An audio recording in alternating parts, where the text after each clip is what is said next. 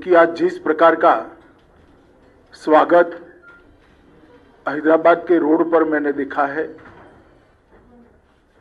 शायद ही मैंने तेलंगाना में, हैदराबाद में, अन्य हिस्सों में भी इस प्रकार का स्वागत देखा है।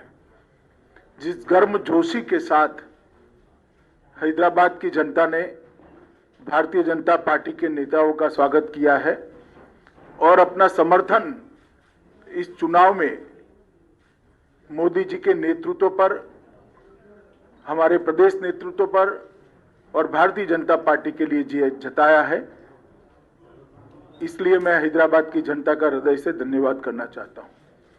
पूरे रोड पर जहां पर भी गए, 1 इंच भी जगह खाली नहीं दिखाई पड़ती थी और मुझे भरोसा है रोड शो को देखकर कि इस बार भारतीय जनता पार्टी सीट बढ़ाने के लिए, संगठन बढ़ाने के लिए नहीं लड़ रही है। इस बार चुनाव के बाद हैदराबाद में मेयर भारतीय जनता पार्टी का होगा, ये हैदराबाद की जनता ने स्पष्ट कर दिया है। मित्रों, हैदराबाद के अंदर विश्व भर के आईटी हब बनने की सभी संभावनाएं पड़ी हुई हैं, मगर आईटी हब तब बनता है जब इसके अनुरूप इंफ्रास्ट्रक्चर यहां पर बने, और इंफ्रास्ट्रक्चर, शहर का इंफ्रास्ट्रक्चर, अर्बन इंफ्रास्ट्रक्चर बनाने का जिम्मा म्युनिसिपल कॉरपोरेशन का होता है। हालांकि केंद्र सरकार और राज्य सरकार की अनेक प्रकार की ग्रांटें मिलती हैं, मगर इसका इंप्लीमेंटेशन ये शहर के शासन के हाथ में, म्युनिसिपल कॉरपोरेशन के हाथ में होता है। और मुझे कहने में कोई संकोच नहीं है कि जिस प्रकार का कॉरपोरेशन यहां टीआरएस और मजलिस के नेतृत्व में चला है, वो हैदराबाद को आईटी हब बनने के लिए, विश्व का आईटी हब बनने के सबसे बड़ा रोड़ा है। अभी ही बारिश में पानी भर गया, लगभग 7 लाख लोगों के घर में परेशान हो गए, पानी भर गया। 6 साल से स्टॉर्म वाटर की एक भी लाइन, इसका सिल्टिंग नहीं हटाया गया, नालों का सिल्टिंग नहीं हटाया गया। पानी नहीं भरेगा तो क्या होगा? मजलिस साथीदार है, मजलिस के इशारों पर अवैध कंस्ट्रक्शन चलते हैं, एपीसमेंट होता है। इसके कारण पानी की निकासी के मार्ग के अंदर अवैध कंस्ट्रक्शन जो हुए हैं, उसने भी पानी भरने में, जमाव होने में बहुत बड़ी भूमिका निभाई है। मैं हैदराबाद की जनता को विश्वास दिलाना चाहता हूं कि एक बार आप भारतीय जनता पार्टी को यहां मौका दीजिए। हम सारे इलीगल कंस्ट्रक्शन जो पानी की निकास के मार्ग में है, उसको हटाकर कभी भी हैदराबाद के अंदर पानी भरे ऐसी स्थिति नहीं रहने देंगे। मैं आज ये प्रेस वार्ता में ये भी पूछना चाहता हूं कि जब पानी भर गया तब श्रीमान केसीआर कहां थे? उनके निवास के सामने की कॉलोनियों में भी पानी भरा। हम भी मीडिया को ध्यान से देखते हैं, कहीं पर भी मुख्यमंत्री ने ना कोई दौरा किया, ना कॉरपोरेशन की बैठक की, ना विधायकों के साथ घूमते दिखे, ना स्थानीय सांसदों के साथ घूमते दिखे। जब हैदराबाद की जनता इतनी बड़ी मुसीबत में थी, तब मुख्यमंत्री कहां थे? ओवैसी कहां थे? हैदराबाद की जनता के मन में ये बहुत बड़ा सवाल है, जिसका जवाब उनको देना पड़ेगा। मित्रों, हम वादा करते हैं कि गुड गवर्नेंस को हम हैदराबाद के अंदर जमीन पर उतारेंगे और हैदराबाद को विश्व का आईटी हब बनाने की दिशा में सभी अनुरूप कदम उठाए जाएंगे। और ये भारतीय जनता पार्टी का वादा है। मोदी जी जो कहते हैं वो करते हैं, हम जो कहते हैं वो होता है। चाहे 2014 का हमारा घोषणा पत्र हो या 2019 का घोषणा पत्र हो, हमने सारे वादों पर अमल किया है। मैं हैदराबाद की जनता को 5 साल पहले एक घोषणा पत्र टीआरएस ने भी दिया था, जिसको प्रचिन्ह आशीर्वाद मजलिस के भी थे। मैं कुछ सवाल यहां पर छोड़कर जाना चाहता हूं। कल वोटिंग है, मेरी आशा है शाम को केसीआर जी इसके जवाब दें। एक तो आपने 100 दिन की योजना का वादा किया था, इसका हिसाब किताब हैदराबाद की जनता मांगती है। क्या हुआ? 100 दिन छोड़िए साहब, 5 साल पूरे हो गए। उसमें से कुछ भी करा हो तो हैदराबाद की जनता के सामने रखिए। एक सिटीजन चार्टर आप देने वाले थे, उसका क्या हुआ? सिटीजन चार्टर छोड़िए, इसका पहला पृष्ठ भी तैयार नहीं हुआ है अभी। और रोजमर्रा के काम के लिए, गटर की सफाई के लिए, रोड की सफाई के लिए, रोड की स्ट्रीट लाइट के लिए हैदराबाद की जनता धक्के खा रही है। 32,000 से ज्यादा नल कलेक्शन गरीब बस्तियों में देने थे। हमने हिसाब किताब लगाया, हमारे कार्यकर्ताओं ने 20% से ज्यादा आप नहीं दे पाए हो। कब दोगे? वादा तो 5 साल का था। गरीबों के लिए 1 लाख घर बनाने थे, 1100 से ज्यादा नहीं बना पाए, जबकि मोदी जी ने 1,35,000 गरीबों के घर के लिए तेलंगाना को पैसा मुहैया करा है, मगर आप इंप्लीमेंट नहीं कर पाते हो। आपके फार्म हाउस से बाहर निकलकर सचिवालय में आओगे तभी तो शायद कभी इंप्लीमेंटेशन होगा। भूसी नदी के साथ साथ 42 किलोमीटर का 6 लेन रोड बनाना था। मेरा सभी मीडिया वालों को निवेदन है कि आपकी वैन जरा भूसी नदी के किनारे किनारे घुमाकर वो 6 लेन का रोड हैदराबाद की जनता को एक बार दिखा दीजिए जरा। हैदराबाद की जनता श्रीमान आपसे पूछती है कि वादों का क्या हुआ। 15 डंप यार्ड बनाने थे, एक डंप यार्ड का बोर्ड भी तो दिखा दीजिए। कहां गए वो 15 डंप यार्ड? 4 प्रेक्षागृह रविंद्र भारती की तर्ज पर आप बनाने वाले थे, क्या हुआ? 10,000 करोड़ की एक योजना लेकर आए थे आप, कहां गया 10,000 करोड़? कब खर्च किया? म्युनिसिपल कॉर्पोरेशन के बजट का योग भी बना ले तो इतना नहीं होता है। एक हुसैन सागर को स्वच्छ तालाब बनाने का, एक स्वच्छ स्पॉट बनाने का, टूरिस्ट स्पॉट बनाने का वादा किया था। मैं अभी अभी हुसैन सागर के पास से आया हूं, आप हर रोज जाते हैं, मैं इसके बारे में कोई और टिप्पणी नहीं करना चाहता। गांधी और उस्मानिया हॉस्पिटल की तर्ज पर 4 नए अस्पताल बनाने थे, हमें तो दिखाई नहीं दिए।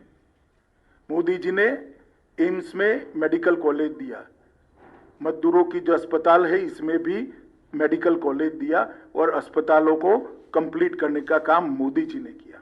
अरे साहब वो तो छोड़िए, आपने कुछ नहीं किया।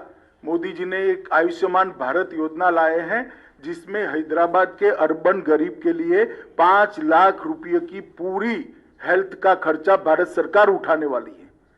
आपने पॉलिटिकल रीजन से मोदी जी हैदराबाद में लोकप्रिय हो जाए इसलिए उसका भी इंप्लीमेंटेशन नहीं किया और हैदराबाद के गरीब को आपने 5 लाख रुपए के स्वास्थ्य योजना से महरूम रखा है। आज हैदराबाद में कोई भी गरीब बीमार पड़ता है तो उसको 5 लाख रुपए की दवाई नहीं मिलती, ऑपरेशन नहीं करा पाता, अपने बूढ़े माँ बाप का, अपने छोटे बच्चे का इलाज नहीं करा पाता। क्या बिगाड़ा है इन लोगों ने? मोदी जी की पॉपुलैरिटी तो वैसे ही केसीआर साहब होने वाली है। भारतीय जनता पार्टी की सरकार ने हैदराबाद और तेलंगाना के लिए काफी कुछ किया है। हैदराबाद मेट्रो प्रकल्प 16,000 करोड़ की लागत से जिसको 30 किलोमीटर लंबा बनाया, इसका उद्घाटन प्रधानमंत्री जी ने भी किया, प्रधानमंत्री जी ने ही किया। प्रतिष्ठित शैक्षणिक संस्थानों की स्वीकृति की 4 बनाए हैं। Biodiversity research centre Hyderabad, centre for innovation for defence excellence Hyderabad, ऐसे 4 बनाए हैं। 40,800 करोड़ की इंफ्रा योजनाओं की घोषणा हम पहले ही कर चुके हैं, जिसमें हैदराबाद बेंगलुरु राजमार्ग, हैदराबाद विजयवाड़ा राजमार्ग, शहरी क्षेत्र के विकास के लिए अमृत मिशन लाया। ग्रेटर हैदराबाद नगर निगम में 3.30 करोड़ मूल्य के 2 पार्क विकसित किए गए। GHMC की लिए क्रेडिट रेटिंग की पूरी करने के लिए हमने इनिशिएटिव लिया। सबसे बड़ी बात हैदराबाद शहर के गरीबों के लिए, अभी अभी कोरोना काल के बाद Modi ji PM street vendor योजना लेकर आए। ये PM स्ट्रीट वेंडर योजना गरीब रेडी वालों के लिए है और मुझे कहते हुए आनंद होता है कि सबसे ज्यादा PM स्ट्रीट वेंडर योजना का फायदा अगर किसी एक राज्य को मिला है तो तेलंगाना को मिला है। 3 लाख लोगों को पीएम स्ट्रीट वेंडर योजना के तहत लोन देने का काम किया गया और सबसे ज्यादा किसी बड़े शहर में दिया गया है तो हैदराबाद को दिया गया है। 30,000 से ज्यादा पीएम स्ट्रीट वेंडर के लोन दिए गए। लगभग और 72 किलोमीटर लंबी रेल परियोजना मेट्रो की लागू हो रही है। इसके अलावे हैदराबाद के लिए पहले पासपोर्ट की बहुत बड़ी दिक्कत थी, अब पूरी व्यवस्था को प्रोफेशनलाइज कर दिया गया है और सारा काम टेक्नोलॉजी बेस कर एक अद्यतन पासपोर्ट ऑफिस यहां पर बनाने का काम किया है। और इसके साथ साथ हैदराबाद के अंदर ये आईटी का बड़ा हब है। देश भर के युवाओं के लिए मोदी जी ने ढेर सारे योजनाएं और ढेर सारे प्लेटफॉर्म उपलब्ध कराए हैं। इसका परिणाम है कि दुनिया भर में आर्थिक संकट है, मगर एफडीआई सबसे ज्यादा भारत में है। एफआईआई इनफ्लो भी नवंबर में रिकॉर्ड जगह पे पहुंचा है। आईटी सेक्टर का इन्वेस्टमेंट जो हो रहा है, इसका सबसे बड़ा फायदा हैदराबाद को हो रहा है। हमने देखा है कि हैदराबाद में भारत की योजना और प्रधानमंत्री जी के सबसे संपर्क से कई बड़ी बड़ी कंपनियां आकर्षित होकर यहां पर अपना इन्वेस्टमेंट किया है और मेक इन इंडिया की चमक भी हैदराबाद के अंदर बढ़ी है। मोदी जी ने एक बहुत बड़ा रिफॉर्म किया है। अब न केवल वर्क फ्रॉम होम, इसकी जगह वर्क फ्रॉम एनीवेयर के लिए रास्ता खुला है और इसका सबसे बड़ा फायदा हैदराबाद के युवाओं को होने वाला है, जो आईटी प्रोफेशनल है उनको होने वाला है। ये मिनी भारत है। भारत भर के युवा यहां आते हैं, इनको वर्क फॉर होम की साथ साथ वर्क फ्रॉम एनीवेयर, ये योजना का सबसे बड़ा फायदा अगर किसी एक शहर के युवाओं को होना है तो वो हैदराबाद को होना है। स्टार्टअप के लिए भी बहुत ध्यान दिया गया है। ढेर सारी प्रायोरिटी में डिटेल में जाना नहीं चाहता, मगर स्टार्टअप को मोदी जी ने खुद एक थ्रस्ट देकर एक नए उद्यमियों के लिए एक बहुत बड़ा प्लेटफॉर्म तैयार किया है। इसका भी सबसे बड़ा फायदा हैदराबाद को होने वाला है। स्टार्टअप्स के लिए व्यापार में आसानी हो, इसके लिए एक नया बिजनेस फ्रेंडली इकोसिस्टम तैयार कर बहुत तेजी से इस पर आगे बढ़े हैं। ईज ऑफ डूइंग बिजनेस के अंदर भारत ने ग्लोबल रैंकिंग में बहुत बड़ी जंप लगाई है और इसके साथ साथ इनोवेशन इंडेक्स में भी हमारी रैंकिंग बहुत बेहतर हुई है। मित्रों, ये सबके कारण हैदराबाद जो मिनी भारत है, मिनी इंडिया है, इसके युवा प्रोफेशनलस को बहुत, उनके लिए एक क्षितिज बहुत बड़ी खुली है और इसका फायदा हो रहा है। मित्रों, मैं अंत में इतना ही कहना चाहता हूं कि मेरे साथ हमारे प्रदेश का नेतृत्व बैठा है। मैं आपको हैदराबाद की जनता को भरोसा दिलाना चाहता हूं कि हम हैदराबाद को नवाब निजाम कल्चर से मुक्त होकर एक मिनी इंडिया बने, ऐसा शहर बनाने की दिशा में आगे बढ़ेंगे। निजाम कल्चर को त्याग कर एक आधुनिक शहर बने, इस प्रकार का हम हैदराबाद को बनाएंगे। यहाँ किसी का अपीसमेंट नहीं होगा, किसी के साथ अन्याय भी नहीं होगा। इस प्रकार की नई कार्य संस्कृति का विकास हम यहाँ पर करेंगे। हम डायनेस्टी से डेमोक्रेसी की ओर जाना चाहते हैं। चाहे ओवैसी साहब की पार्टी हो, चाहे टीआरएस की पार्टी हो, हमें तो बहुत सवाल करती हैं, मगर मैं पूछना चाहता हूं कि इतने बड़े तेलंगाना में आपके परिवार के अलावे आपको कोई नहीं मिलता है जी? आपके बाद आपका परिवार ही क्यों आता रहता है और किसी में टैलेंट ही नहीं है? हम डायनेस्टी से डेमोक्रेसी की ओर देश के लोकतंत्र को ले जाना चाहते हैं, हैदराबाद और तेलंगाना को ले जाना, भ्रष्टाचार से पारदर्शिता की ओर ले जाना चाहते हैं। भ्रष्टाचार सारी सीमाएं लांघ गया। अपने अपने रहन सहन को देख लीजिए तो आपको मालूम पड़ेगा कि किस प्रकार का भ्रष्टाचार तेलंगाना की जनता ने सहन किया है। तुष्टीकरण से हम सम विकास की ओर जाना चाहते हैं। किसी का अपीसमेंट नहीं करेंगे, सबको बरोबर मौके मिलेंगे और हैदराबाद की जनता का बहुत बड़ा हिस्सा जो अपमानित महसूस करता है अपने आप को, उनको हम भरोसा दिलाना चाहता है, किसी की भी हिम्मत नहीं होगी आपको दोयम दर्जे के नागरिक बताने की। इस प्रकार का सम विकास का हम वातावरण करेंगे। बाढ़ से डूबे शहर को बाढ़ मुक्त शहर बनाना चाहते हैं। और मैं एक सवाल फिर से श्रीमान चंद्रशेखर राव जी से पूछना चाहता हूं, ये मजलिस के साथ आप जो समझौता करते हो, इसमें हमें कोई आपत्ति नहीं है, कोई आपत्ति नहीं, कर सकता है। लोकतंत्र में कोई भी व्यक्ति किसी के साथ भी जाता है, मगर गुप्त समझौता क्यों करते हो? इतनी हिम्मत क्यों नहीं है कि मजलिस के साथ खुलेआम सीट शेयरिंग कर लड़े? एक कमरे के अंदर इलू इलू कर आप सीटें बांटते हो। सार्वजनिक रूप से हैदराबाद की जनता के सामने अभी भी प्रचार में 1 घंटा बाकी कह दीजिए कि हां हमारा मजलिस के साथ समझौता है। क्यों हिम्मत नहीं है आपकी? इसका जवाब केसीआर और मजलिस दोनों ने होना चाहिए। और मित्रों, मैं मानता हूं कि आज सरदार पटेल के कारण ही ये हमारा तेलंगाना यहां से लेकर मराठावाड़ा तक और हैदराबाद भारत के साथ जुड़ा हुआ है।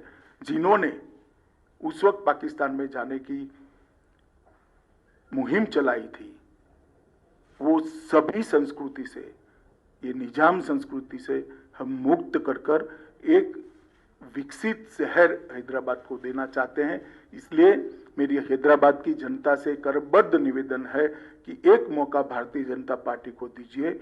हम हैदराबाद को विश्व का आईटी हब बनने के लिए पूरे इंफ्रास्ट्रक्चर की तैयारी करेंगे और मोदी जी का आशीर्वाद है ही है, तो हैदराबाद अपने आप आईटी हब बनेगा, इसको मुझे भरोसा है।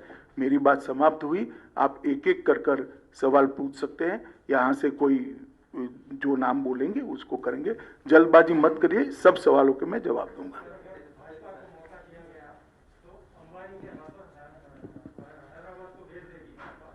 हैं?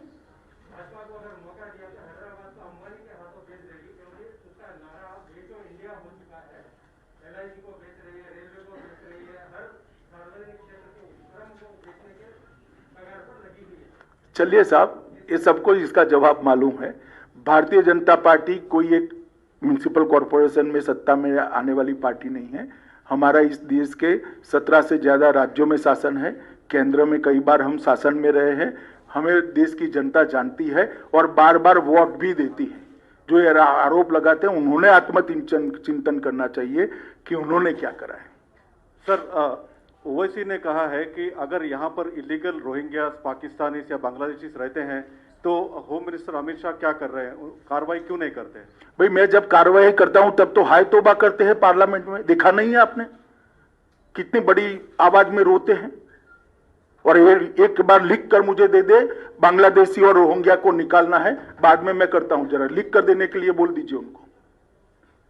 सिर्फ चुनाव में बात करने से नहीं होता है, जब निकालने के लिए पार्लियामेंट में बहस होती है, कौन इनका पक्ष लेता है देश की जनता जानती है, सबने लाइव टेलीविजन पर देखा है। भारत का केसीआर सर ये कहते हैं, केसीआर चीफ मिनिस्टर ये कहते हैं कि सेंट्रल की तरफ से कोई फंड्स नहीं पहुंचे हैं स्टेट गवर्नमेंट को, जबकि जब बाढ़ आई है कहीं पे भी होने दो, कुछ सेंट्रल की तरफ से उनको कोई सपोर्ट नहीं मिला है। बहुत समय से केसीआर सचिवालय नहीं गई है, इसलिए इनको आंकड़े मालूम नहीं है। मैं बता देता हूं, 224.50 करोड़ फर्स्ट इंस्टॉलमेंट एसडीआरएफ का हमने दे दिया था और 3 नवंबर को 224.50 करोड़ टोटल सिर्फ हैदराबाद के लिए 500 करोड़ रुपया अप्रोक्सीमेटली हमने दिया है। जरा वो कल जांच कर ले और रेगुलरली सचिवालय में जाए तो ऐसी गड़बड़ नहीं होगी। भारत 2018 असेंबली इलेक्शन में आप तो एक सीट जीता, लेकिन उसके बाद सिचुएशन में इंप्रूवमेंट हो गया। पार्लियामेंट इलेक्शन में 17 में 4 सीट जीता, उसके बाद दुब्बा का बाई इलेक्शन भी जीता और अभी जीएचएमसी में कंफर्टेबल क्वेश्चन। क्या बीजेपी हाईकमांड ये मानते हैं कि साउथ में कर्नाटक के बाद तेलंगाना पोटेंशियल स्टेट है सत्ता में आने की? नहीं, बिल्कुल। हम भारतीय जनता पार्टी आज मुख्य विपक्ष की जगह ले चुकी है और अगले चुनाव में यहां पर भारतीय जनता पार्टी की सरकार निश्चित रूप से बनने वाली है। और इसके लिए हमारा तो कार्यकर्ताओं का योगदान है, जनता का सपोर्ट है, मगर केसीआर का भी बहुत सपोर्ट है। जिस प्रकार से वो सरकार चला रहे हैं, तो वो यहाँ की जनता भारतीय जनता पार्टी की ओर तेजी से बढ़े। करप्शन एलिगेशंस आप लगा रहे हैं, लेकिन उसका कालेश्वरम या मिशन वगैरह था, उसके ऊपर सेंट्रल एजेंसी से क्यों इन्वेस्टिगेशन नहीं कर पाता? चलिए, आपका सुझाव आ गया है। टीआरएस का आरोप है कि आप लोग जो बड़े नेता बीजेपी के आ रहे हैं दिल्ली से, सिर्फ हैदराबाद के चुनाव को पोलराइज करने के लिए आ रहे हैं। देखिए भैया, मैंने आपके 25 मिनट बात करी, पोलराइजेशन की क्या बात करी? मैं तो कभी हिंदू मुस्लिम कुछ बोला ही नहीं, कोई बात नहीं करी। डरना नहीं चाहिए किसी से, चुनाव अपने दम पर लड़ना चाहिए, अपने कामों पर लड़ना चाहिए।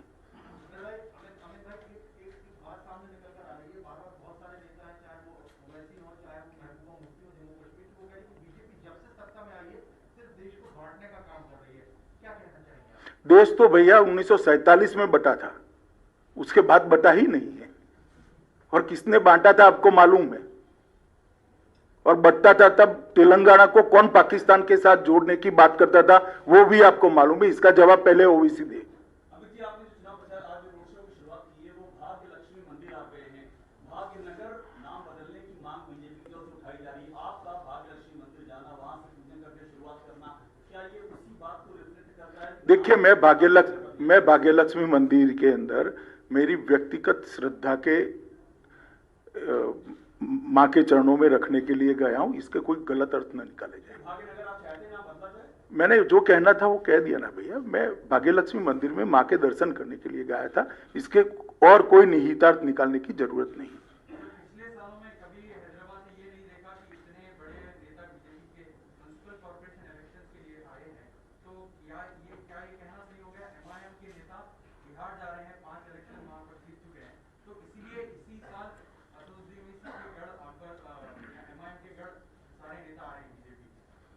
देखिए, जहां तक भारतीय जनता पार्टी का सवाल है, कोई चुनाव को हम छोटा नहीं मानते हैं।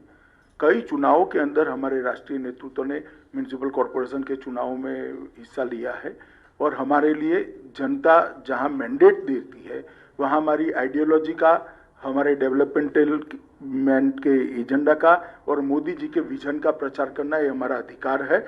और हम हैदराबाद के चुनाव को छोटा नहीं मानते। जो लोग गली का चुनाव मानते हैं वो कम से कम गली साफ करना भूल गए हैं, इसलिए उनको थोड़ी प्रॉब्लम है। गली साफ कर दी होती तो इनको इतनी बड़ी प्रॉब्लम न होती। चलो, बहस नहीं कर सकते भैया। आपका जवाब आ गया भैया। अब एक ही पूछो आप।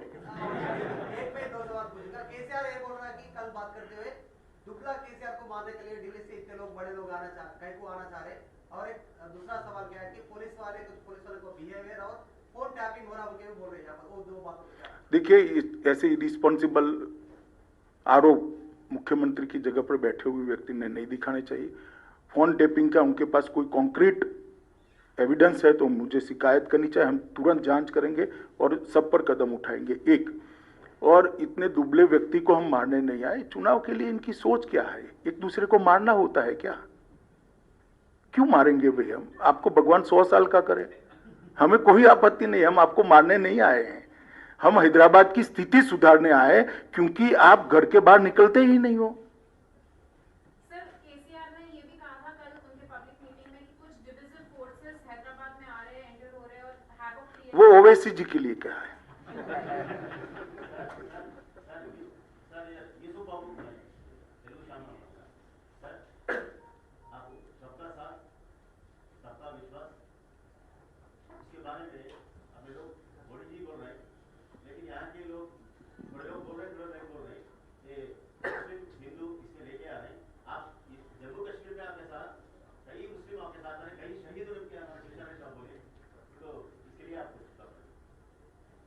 नहीं, मैं सवाल ही नहीं समझा।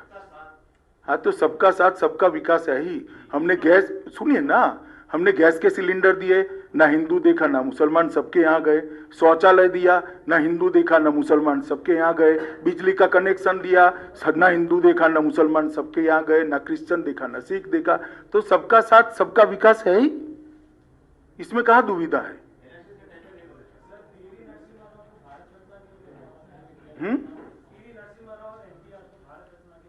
चलिए, ऐसे मामले यहाँ नहीं चर्चा होती हुई है। क्या आप हैदराबाद की जनता को ये आश्वासन दे सकते हैं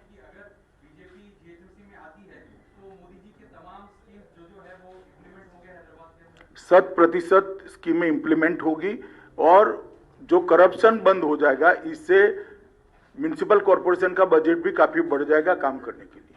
और एक क्वेश्चन है आप अरे यार बाकी लोग next. चलो छोड़ो बाकी लोगों को ऐसे नहीं होता, ऐसा नहीं होता। केसीआर जी ने कहा है कृषि बिल एक किसान विरोधी बिल है, इसका एक देशव्यापी आंदोलन के लिए वो नेतृत्व करेंगे, इसके ऊपर आप क्या कहेंगे?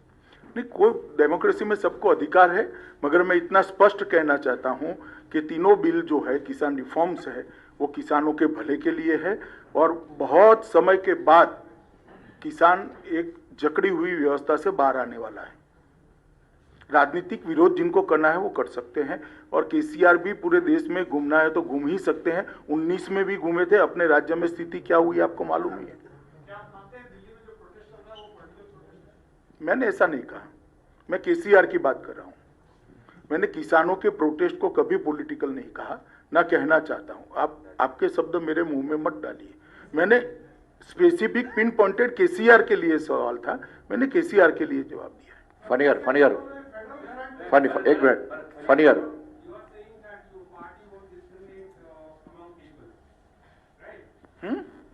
You are saying that your party or your government won't discriminate among people of different sections. But on one hand, you are allowing representatives appointed by the transnational religious authority to manage properties of religion here. On the other hand, you have taken over the property, 50 properties of 52 temples in Uttarakhand and made chief minister as the board chairman. Don't you think it's a discrimination? नहीं, ऐसा नहीं है। ये सार्वजनिक trust बना है उत्तराखंड सरकार ने और इसमें अंत में तो थोड़ा स्टेबल होने के बाद जनता के प्रतिनिधि ही आने वाले हैं। So can I ask one more? Can I ask one more? हाँ पूछिए। One thing, according to one law, one personal law, the rights of women in the properties of husband are denied. But in case of other personal law, a woman, despite being changed to another religion, she is allowed to take the property. These are the two different yardsticks being implemented in this country. Particularly, this is affected to women of Hindu, Buddhist, Sikh, and Jain religion. How do you look at that? देखिए, ऐसी कोई discrepancy है तो उसको जिन्होंने कानून लाया वो जरूर देखेंगे और कोर्ट भी देखेगी। आप क्या पूछ रहे हैं? एक सेकंड भाई, एक second. KCR is planning to hold a conclave in Hyderabad in December 2nd week against the public sector enterprises privatization. देखिए, केसीआर हमेशा ऐसे काम ऐसा करने का बहुत प्रयास किया। 19 में भी आपको याद होगा एक विमान किराए पर रखा था और लगभग 16 राज्य में गए थे, सीटें आधी हो गई यहाँ। ऐसी कॉन्फ्रेंस ममता जी ने भी करी थी वहां पर, याद होगा कलकत्ता में, सीटें उनकी भी आधी हो गई। अब आधी बची है, इसका क्या होगा वो देखो आगे। चलिए, सबका धन्यवाद, बहुत बहुत धन्यवाद। Hi, this is Trisha. I'm Radhika Apte. వస్తాను కృష్ణమూర్తి నేను ఆలీ మాట్లాడుతున్నాను. You're watching E3 Media Network. E3 media network E3 media network. E3 Media Network. E3 means entertainment entertainment.